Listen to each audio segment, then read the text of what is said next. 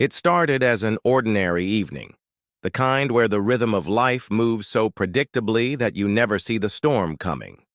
I had just finished a long day at work, settling onto the couch with my phone in one hand and a half-empty glass of whiskey in the other. The TV hummed in the background, playing a rerun of a show I wasn't really watching. My wife, Sophia, sat across from me, scrolling on her phone as she always did, lost in whatever conversation was consuming her at that moment. Then it happened. A notification pinged in our family group chat, a space meant for casual updates, birthday reminders, and the occasional exchange of funny videos. I glanced at it absent-mindedly, expecting some trivial message, but what I saw made my stomach twist into a knot so tight I felt like I couldn't breathe. It was a screenshot, a screenshot Sophia had sent by mistake. I blinked, staring at the image, trying to make sense of what I was looking at. It wasn't meant for me or for the family group at all. The top of the chat window showed the title, ATM Machine. Confused, I scrolled down. The messages weren't from me. They weren't even from some unknown spam group. They were from Sophia, her parents, Frederick and Martha, and her brother Julian. They had been talking about me, mocking me. Every word I read felt like a slap across the face. "He's too stupid to realize we're using him. Don't worry, Sophia, just keep him happy and he'll keep paying. God, he falls for everything. It's almost too easy. Just ask sweetly, maybe whine a little. He won't say no. He never does." I gripped my phone tighter, my vision blurred, my pulse hammering in my ears. They had been using me, the family I had bent over backward for, the people I had pulled out of financial ruin, the ones I had sacrificed for. Time and time again. And my own wife? She had played along. I forced my gaze up, locking onto Sophia across the room. She was still scrolling on her phone, completely unaware of the bomb she had just dropped on, our marriage. She had no idea she had ruined everything. There was a war raging inside me, shock, fury, betrayal, disbelief. How long had they been doing this?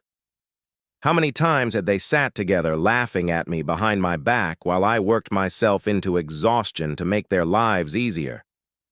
I thought back to all the times Sophia had reassured me, playing the devoted wife when her parents needed money. "Babe, my parents are struggling this month. You know how hard it is for them. Julian lost his job again and rent is due. Could we help him out? They're so proud, you know. They hate asking. It's just this once. But it had never been just once. It had been years of me covering mortgage payments, medical bills, their luxury retirement home that they conveniently couldn't afford. Julian's endless string of failures always bailed out at my expense. I had even canceled my own vacation plans just last year when they hinted that their savings were low. And the whole time, they had been laughing at me. I exhaled sharply, realizing my hands were shaking. I took a slow sip of whiskey, forcing myself to stay calm. This wasn't the time to explode. Not yet. I needed to think. I needed to be smart about this. My instinct was to throw my phone at the wall, to confront her right that second, to demand an explanation. But no. That would be too easy, too merciful. I wasn't going to let her explain her way out of this. I wasn't going to let her cry, apologize, and manipulate her way back into my good graces. No, I was going to make them all regret this. But first I had to act like nothing had changed. I swallowed the fire burning in my throat and set my phone down, face down, on the table. My eyes flickered back to Sophia. She was still blissfully unaware, absorbed in whatever nonsense she was reading. For a moment, I just watched her, as if seeing her for the first time. This was the woman I had loved, the woman I had trusted, and she had betrayed me. The longer I sat there, the clearer my next move became. I wasn't going to argue, I wasn't going to yell, I was going to play along, for now. I stood up, stretching, forcing my voice into something light, something normal. "Hey, babe. I'm going to head to bed early, long day." She glanced up, giving me that sweet, innocent smile that used to melt me. Now, it made my stomach churn. Okay, love. Sleep well. I nodded and walked toward our bedroom, but inside my mind was racing. Tomorrow, everything would change. They thought I was too stupid to realize I was being used. They had no idea who they were dealing with.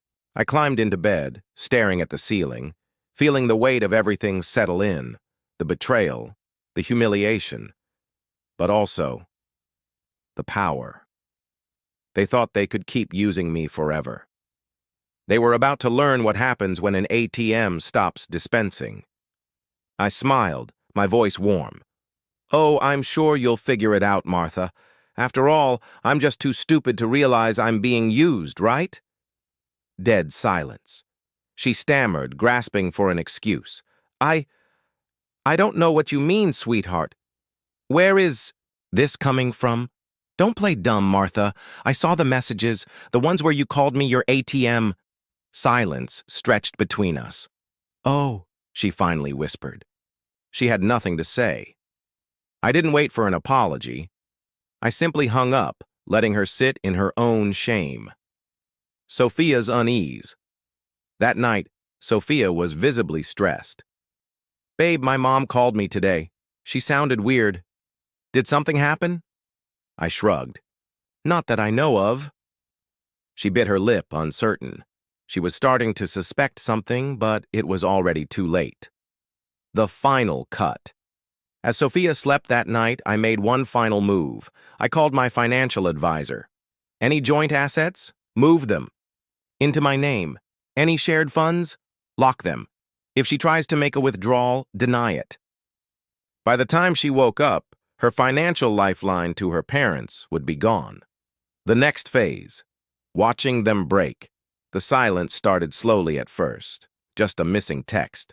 A single day without a request for money. Nothing unusual on its own. But after years of predictable emergencies from Sophia's parents, the sudden quiet was noticeable. Then another day passed. No calls, no messages. I watched Sophia closely. She tried to act normal, but I could see the small signs of unease. The way her fingers hovered over her phone longer than usual, the way she checked the bank app more frequently, her forehead creasing slightly each time. She wasn't worried. Yet. But she would be. Day 3. The first crack. By the third day, the silence became unbearable, at least for Sophia. She was sitting on the couch, scrolling through her phone, when she let out an exasperated sigh. Ugh, I don't know what's going on with my parents. I looked up from my laptop, keeping my expression carefully neutral. Something wrong? She frowned, shaking her head. They haven't been able to access their funds for a few days. It's really weird. Their mortgage payment was supposed to go through, but it didn't. She looked at me, I pretended really to looked think. at me, as if trying Maybe to the read bank my is having expression. issues. I She met her sighed. gaze, calm and That's relaxed. what they thought at first, but I don't know. I'm sure it'll sort itself Something out. feels off.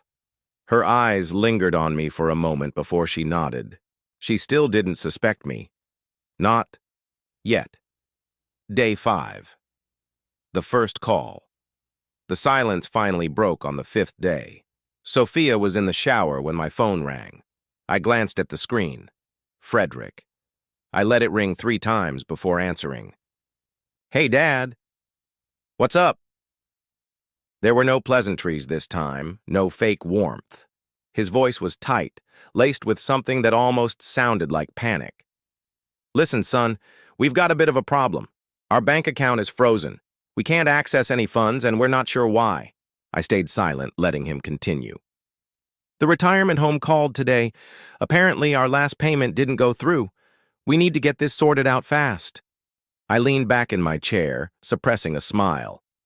Oh, that's strange. Have you talked to Sophia? Another pause. Well, she said she'd look into it. But you know how these things work, son. The head of the household needs to step in and fix things.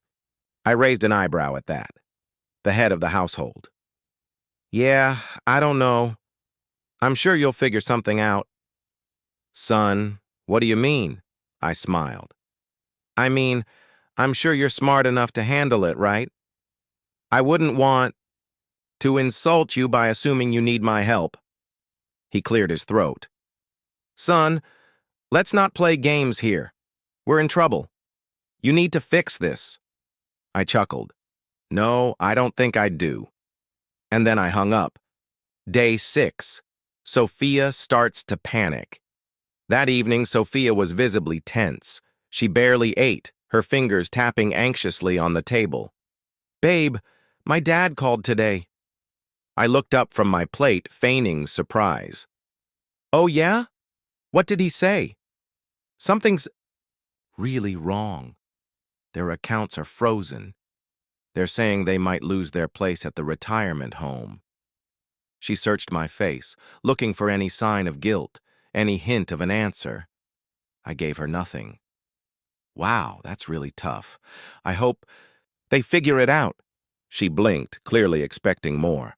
Babe, they need our help. I set my fork down and leaned back. And we need to help them. Why?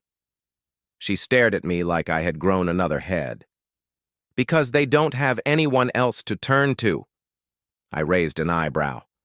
Oh, I thought Julian was around. She let out a frustrated laugh, rubbing her temple. Julian's useless, and you know it. Babe, please. This is serious. I tilted my head. Oh, I know it's serious. That's why I find it funny. Her face dropped. What?